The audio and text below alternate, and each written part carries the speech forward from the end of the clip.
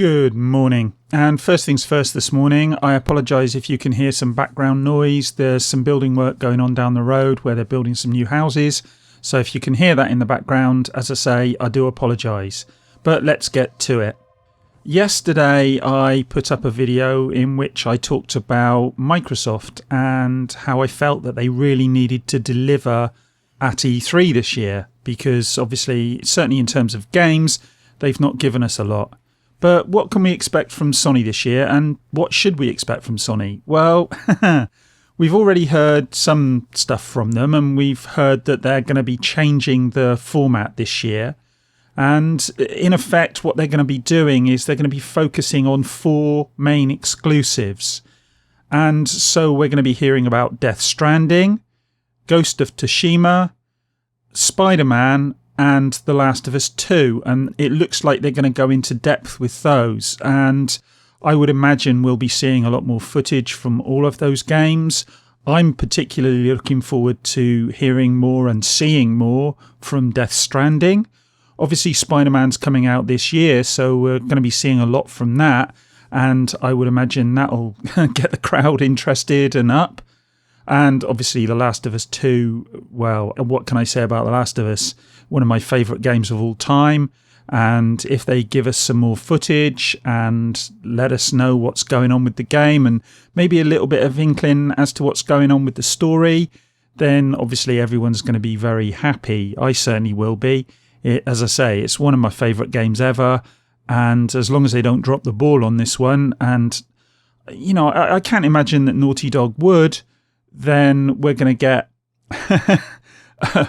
a pretty exciting conference from them. I don't know much about Ghost of Tsushima, but I am looking forward to hearing more about that as well. But if they're only going to be covering those 4 games, what else are they leaving out? Well, we've also heard in the last day or so that they're going to be dropping information running up to the conference. And this is going to start on the 6th, which should be as this video has gone out. So today at some point you should be getting some more information about various games. And it looks like they're going to be building the hype and also clearing the decks for these 4 games that they're going to cover in the big event. What we're going to hear is 3 new PS4 games on the 6th, 2 of them with VR support.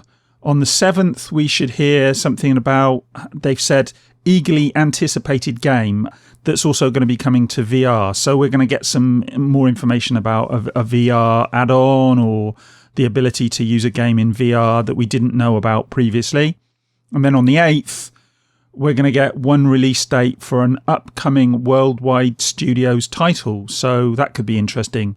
One caveat I have there is that this is Sony, and this information that we'll be getting about this upcoming Worldwide Studios title is probably about a game that we'll be seeing in 2025 or something. So, you know, we do have to be a bit careful with Sony because they do tend to tease and get people excited well in advance, years in advance, in fact.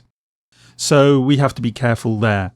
So on the games front, Sony are going to be knocking it out of the park. I mean, well, it would be extremely surprising to me if Sony is anything other than solid.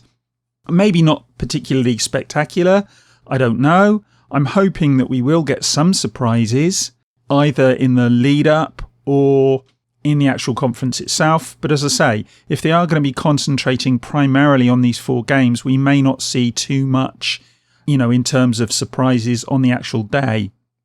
So maybe we need to keep our ears to the ground running up to that in order to find out what else is going on. As regards hardware, Sony have already come out and stated quite clearly that we're not going to have any major hardware this year. Whether we'll get software updates or any updates to the services is open to question. And service-wise is one area where I think Sony lag a little bit behind Xbox.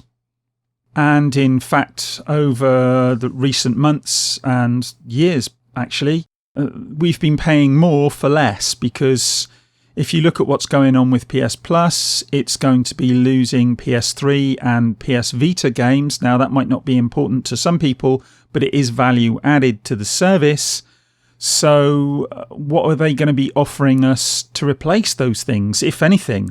I would hope that we're going to get some announcement from them relating to this. Maybe we should be seeing a PS Plus bundle with PS Now, perhaps. I don't know. I welcome that, although, frankly, PS Now doesn't really interest me that much. And from the people I've spoken to who've used it recently, they've been saying that it's actually got worse rather than better. So, I don't know. I'm in two minds about any streaming services at this stage.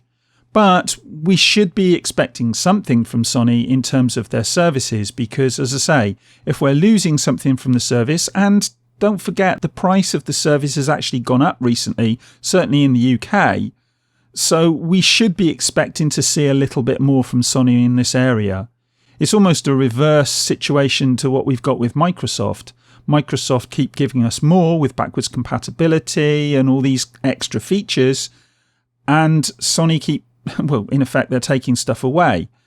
While Microsoft give us nothing in terms of new games, or certainly not new IPs for the first party, and Sony keep whacking us over the head with more and more and more and more games, and for me, I can't keep up, and that's no bad thing, to be honest. I think having all these games coming out on a regular basis is something that Sony should be extremely proud of, and us as gamers should be really happy about. But, as I say, service-wise, there's a little bit to be desired on that front at the moment. And I do wonder if Sony maybe are resting on their laurels a little bit because they're so far ahead. You know, we know that the opposite's happening with Microsoft. They're really having to pull the stops out to try and keep people interested and try and get new people on board. Whereas Sony don't really need to do that, do they? So, I don't know. I would like to see more on the service front from them, and we may not get that at the actual conference, but I would like to see something announced from them.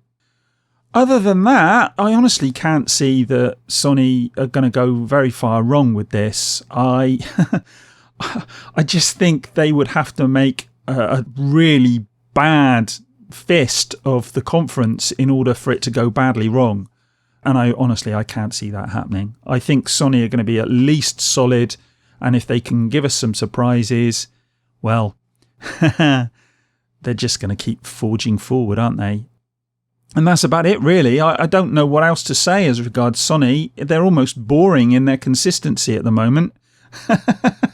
And I quite like that kind of boredom. But anyway, that's what I think we might see, what I'm hoping we might see. I just don't think there's a huge amount to talk about because I think we know what's coming. And as I say, that might look a little bit boring, but in terms of actually what they're delivering, it's anything but boring.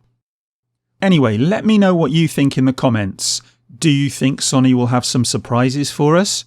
Would you like to see some more stuff? Would you like to see some surprises? How about maybe a surprise of something that they're dropping this year that we weren't expecting? It looks like they might be hinting at some of those things leading up to the conference. And as I say, I would like to see some stuff like that. But what about the focus on those 4 games? Are you happy with them doing that? Do you think that's going to be exciting? Would you have liked to see a bit more at the conference? Or are you happy that they're going to go into detail of these, well, big hitters, if you like, in terms of their lineup?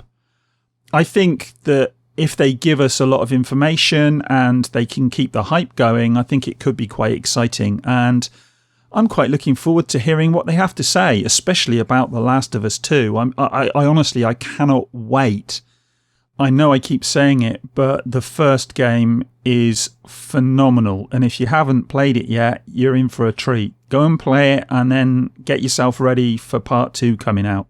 When we're going to see part 2, I don't know. I can't imagine that they'll be saying that it's coming out this year.